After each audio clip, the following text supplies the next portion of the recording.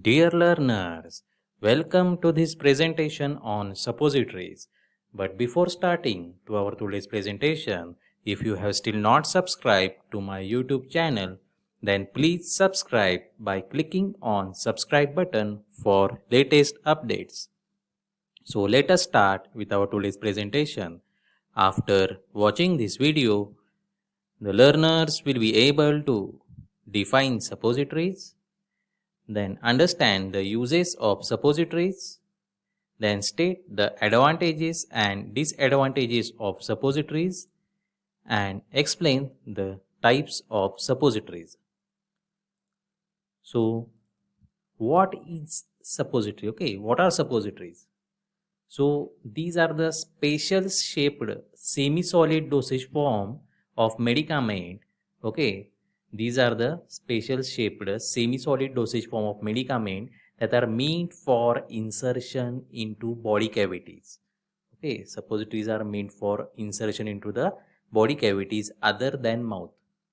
Okay, so they may be inserted into the rectum or vagina or the urethra. Now these products, they are so formulated that after insertion they will either melt or dissolve. Okay, when these suppositories are inserted into the body cavities, they will either melt or dissolve in the cavity fluids, okay, to release the medicament. So the next point is uses of suppositories. So the first use is these are used to produce the local action. Okay, then they are also used to produce the systemic action.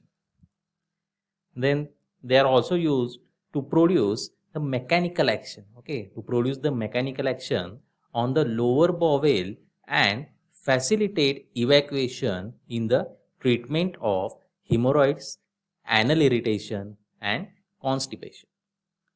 Okay, so these are the uses of suppositories.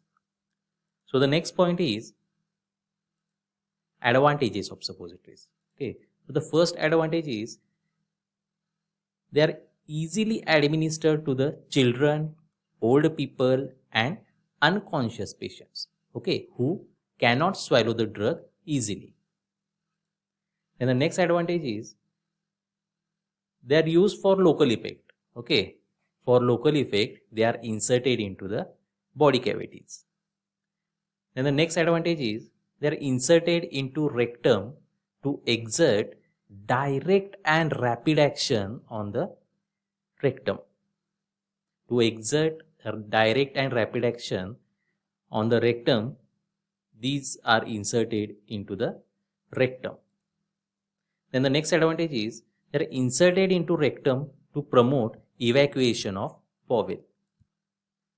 Then the next advantage is suppositories are unit dosage form of drugs. Then the next advantage is they are convenient mode of administration. Okay, it's a convenient mode of administration for drugs that cause irritation to GIT.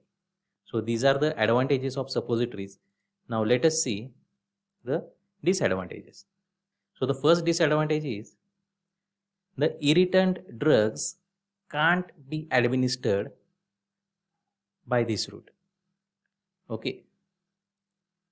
Then the next disadvantage is these cannot be prepared easily. Okay, suppositories cannot be prepared easily. Then the next disadvantage is patient should be trained, okay, to insert the suppositories into the body cavities other than mouth. The patient should be trained. The next disadvantage is there is objection for introducing solid mass. Okay, there is objection for introducing solid mass into the body cavity. And the next disadvantage is in hot country like India, okay, these are required to be stored at low temperature. Okay, the temperature ranging from 10 to 25 degrees Celsius, for which refrigerator is essential. Okay, which is costly for some patients. So these are the disadvantages of suppositories. Now let us see the types of suppositories.